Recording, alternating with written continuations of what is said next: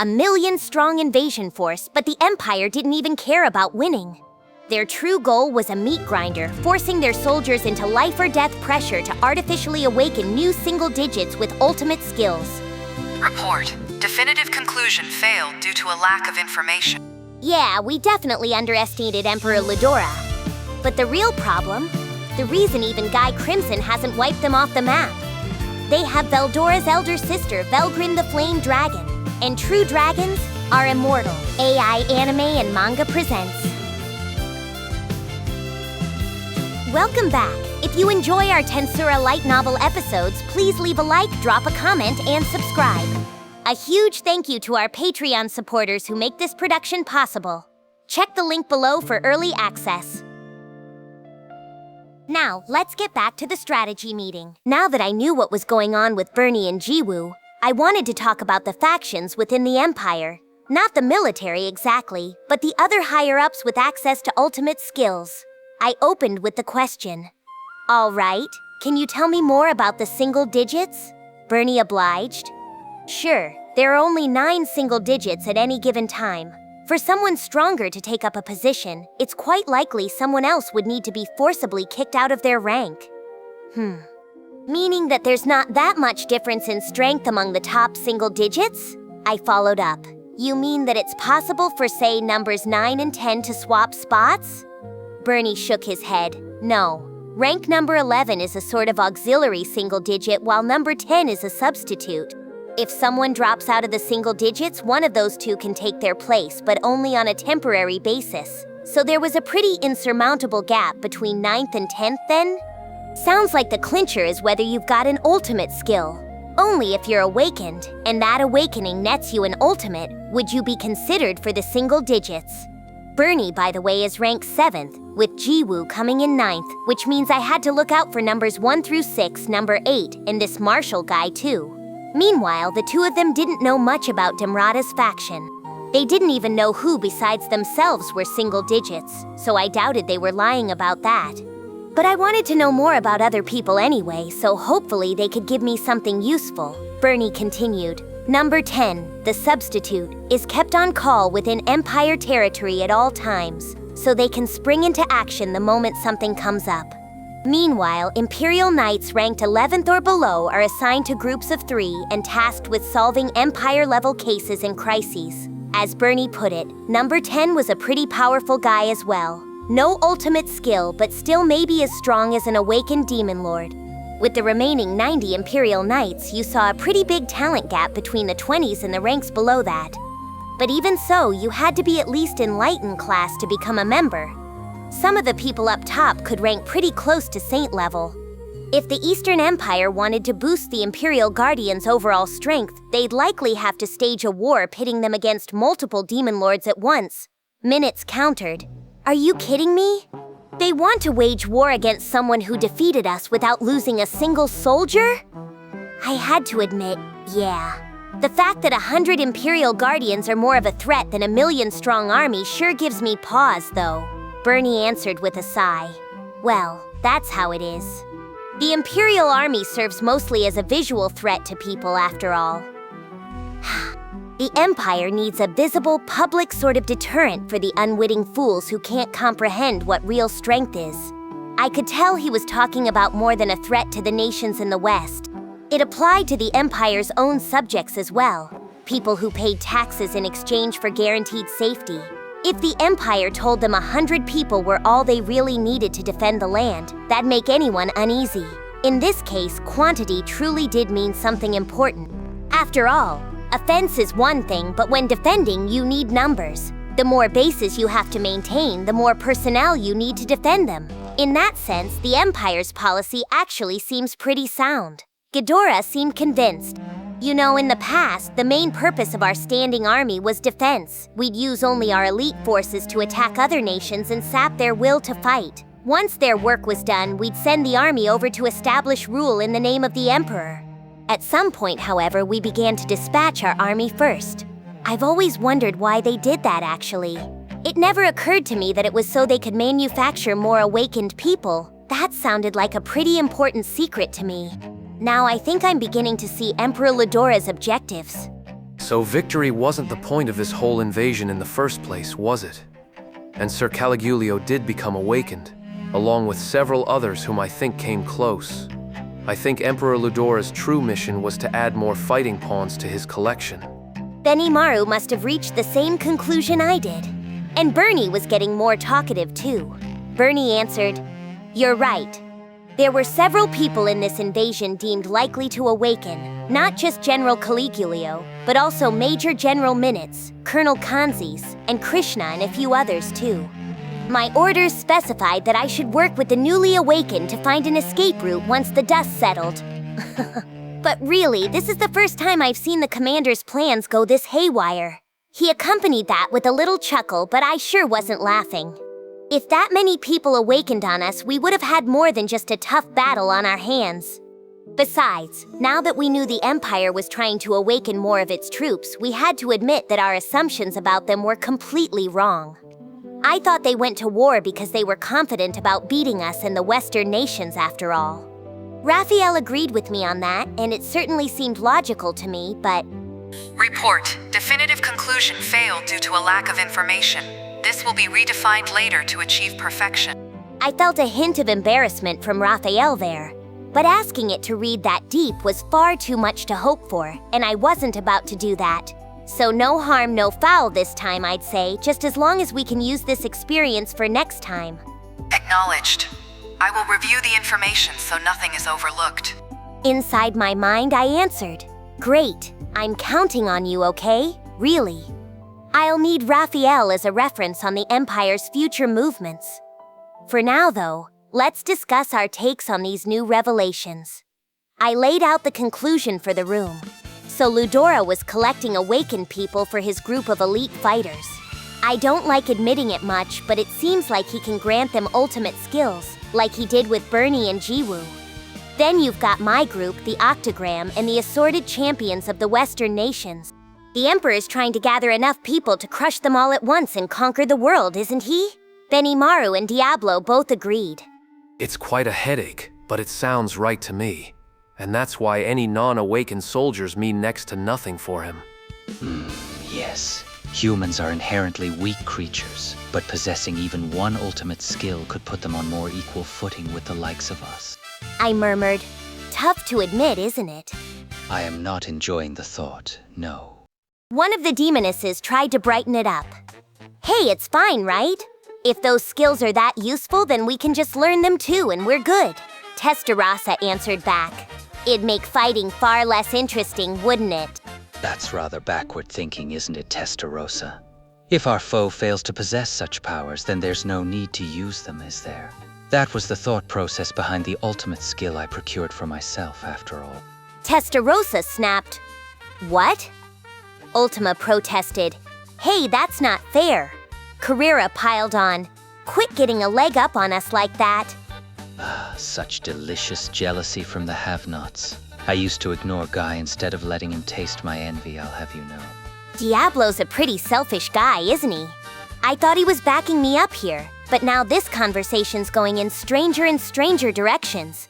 If we don't stop this, Testarossa and her friends are gonna start acting real dangerous before long. Getting back to the topic, is it safe to assume that you think the Empire's objective is to weed out the strong from the weak, Sir Rimuru? Kaijin followed right after him. Yeah, I'm with the boss on that one. This world's full of people with superhuman force, starting with King Gazel and continuing on with Hinata and Her Excellency, Emperor Almesia. Keeping these giants protected was what kept the balance of power in the world stable. And if they can build enough numbers to break that balance, well, that's when the real fun begins, ain't it? Rigurd and Kaijin both got me perfectly. Aha. So they pitted strong against strong, surrounding their allies with people who can assist them. That way the weak wouldn't get in their way. One of my other friends muttered, "Wow, pretty awful. But at least the weak don't have much work to do." Yes, it'd be a blessing for the weak if it only took the strong to settle wars. But accepting all these sacrifices in order to create more strongmen truly does go against my aesthetic senses. Hearing Gabiru and my other friends react made Caligulio and Minutes wince a bit. They were both neck-deep in that whole scene. And now the sheer madness of the operation was probably sinking in. Plus, I think Hakuro was right just now. War really should be fought only by people eager to fight. It's crazy to get weaker people involved. But of course, the world doesn't always work that way. Ghidorah spoke up again. By the way, I seem to recall that kid Yuki saying that the Demon Lord Guy wasn't happy to see the Empire gaining strength. They say he's the strongest Demon Lord of all, so I found it rather odd that he'd be so concerned. Certainly, if they had ultimate skills on hand, maybe they had what it took to hurt Guy. It's only natural for him to be wary. Guy's objective is to unite the world under the rule of the Demon Lords, after all. The Empire is directly clashing against that, so it's far more than just a conflict of interest between them. But Ultima wondered. That's odd, though. How can someone as arrogant as Guy allow the Empire to keep existing? Carrera added. The stronger the opponent, the more engaging the fight, after all. But Guy's being surprisingly slow to act. If he was able to, I imagine he would have promptly gone out himself to lay waste to all those fools. Diablo, Ultima, and Carrera all had their questions. Testarossa had the answer.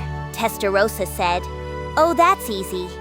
It's because Lady Velgrynd lives in their territory, and if he messes with the Empire, he might get on her bad side. That's why I was similarly on my best behavior in Imperial lands."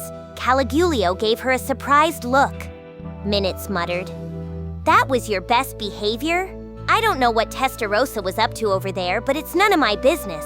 I don't want to start being assigned blame for events that happened way before my time, so I let it slide." The name Velgrynd piqued my curiosity. Could that be? Minutes ventured. Surprising. Blanc, Lady Testarossa, showing respect for the flame dragon from the divine area of fire?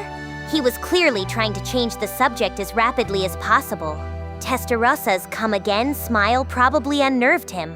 But now I was convinced I knew who Velgrynd was. Here we had a true dragon, one of 4 in the world, Veldora's flame-wrangling elder sister, so that was the Empire's ace in the hole. Testarossa answered, "I wouldn't call it respect, no. The relationship between our kind and the true dragons was somewhat complicated. But since our masters, Sir Rimuru and Sir Veldora, are both on our side, it'd only be natural to pay our respects to his sister as well, wouldn't it? So if it wasn't for their current relationship with Veldora and me, the demonesses wouldn't show any respect at all for true dragons?" I cut in. "Hang on, Testarossa. So you stayed on your best behavior because you couldn't beat Velgrynd? Or could even Guy beat her?" Testarossa replied. "Strictly speaking, no, I could not. Guy I cannot speak for, but victory would have been impossible for me. It's not a matter of strength, though. The true dragons are immortal beings. There's no overcoming that unfair advantage." Testarossa was the epitome of unfairness in battle, I thought, but now she was using that term for this true dragon. What could Velgrynd be like, even? I just hope none of this talk gets back to Veldora, though. I could already hear his haughty laughter in my mind. I pressed the point. "Sure? So maybe not even a true dragon's a threat for Guy, but he still can't fully destroy them, huh?" Testarossa thought that over. I don't know. Not with magic, at least. If you can't kill them, it doesn't count as a win. That seemed to be the standard for demons, and if it was, there was never any beating a true dragon. And I think Veldora told me before about how his race can always resurrect themselves after death. A demon could be eliminated by crushing their heart core, but in the case of true dragons, they'd still come back to life anyway, although their personality and part of their memories would be reset, I guess. Maybe some true dragons can retain those memories, though, like some demons can. If so, that'd render them truly immortal. I said aloud. "I see. And if the Empire has someone like that for us, we can't afford to make any ill-advised moves." What Velgrynd was to Guy I couldn't say, but to us she was absolutely a threat. But when I voiced that concern, Caligulio shot me a confused look, and then he, Minutes, Jiwoo, and Bernie spoke up in order. Caligulio began, "If I may, my lord, as far as I know, the Empire has enshrined Lady Velgrynd as its official guardian dragon. If you look back in history as well, this dragon has protected us from attack by the angels. However," Minutes continued, "however, she stays with the Empire only because they offer her tribute. It's merely a whim on her part, Jiwoo added. She is a beautiful, noble dragon of crimson, and she symbolizes the prosperity of the Empire as a whole. We in the single digits are granted an audience with her after His Majesty accepts us. There, we have her learn our names and appearances, and we swear that we will never defy her. Bernie finished. Yes, I went through the same ceremony. I'd have to be insane to defy her. No one could ever win that battle. So the Empire and Velgrynd were connected, but not in such a way that the Empire could ask her for any favors, I guess. Also, something about Bernie's reaction bothered me a bit. More than a bit, actually. A whole lot. I asked Bernie carefully, hey, you don't have to answer this if you don't want to, but you said that nobody could beat the Marshal, right? But who would win in a fight between that guy and Velgrynd? Bernie blinked. Sorry? I tried again. Let me rephrase that. In your dealings with them both, have you ever gotten like a similar vibe from the two of them or that kind of thing? Bernie started to answer, then caught himself. Are you... He understood what I was getting at. He attempted to laugh it off, but failed. I also noticed Jiwoo going pale next to him, lost in thought. Now I was sure of it. This Marshal was actually Velgrynd the Flame Dragon. And there was no doubt that she was the reason why the Demon Lord guy hadn't attacked the Empire. That, and the Empire might have had some other threat that rivals this dragon. Otherwise, Velgrynd alone seemed like too weak a reason for Guy to sit on his hands. I turned toward our big screen and let out a sigh. Well, great. So if we make any kind of misstep, we'll incur the wrath of Velgrynd, huh? Send out an army and she could annihilate the whole thing in one go. In that case, working with Yuki's force to invade the Empire would be incredibly reckless. Intelligence gathering really is important. Becoming aware of Velgrynd at this point prevented me from stepping on a huge landmine. I wanted to win peace from the Empire, but staging a reverse invasion right now would be a fool's errand. But if Sir Veldora's sister is our enemy, I'm not sure anyone among us would be capable of defeating her. Perhaps we could have Sir Veldora intervene on our behalf. It sounded a bit like a cop-out, but give the question some calm thought, and that's the logical conclusion. True dragons are in existence beyond gods even, and anyone who thinks they could fight and win against one simply isn't facing reality. I answered Benimaru. Ooh, I dunno about that. I hesitate to get Veldora involved in our personal affairs. I didn't want to ask Veldora for this. I'm sure he'd be reluctant to fight his own sister, for one. But that just made our next move more difficult to work out. Ghidorah stroked his beard and thought, I will need to inform my boy Yuki about this, I think. He can hardly keep his army deployed out there forever. I nodded. Good point. We're gonna have to rework our entire strategy now, so we'll need to get in touch with Yuki as soon as possible. I pondered over this. But then my problem child Diablo dropped another bombshell. This sounds like a problem for Guy as well, so I've reached out to him. I think he'll arrive here shortly, so why don't we listen to what he has to say? Huh? I couldn't help but fix Diablo with a cold, sullen stare. He gave me a bashful look back, which almost made me want to kill him. Right when I was troubled the most, this idiot goes way the hell out of line like this. I asked him, you called him? Yes. No, not yes. But I couldn't ignore reality, so I adjourned the meeting and began getting ready for Guy's visit. Route confirmed. The next episode and full playlist are ready. Then don't stop here. Keep watching in story order and subscribe before the next part drops.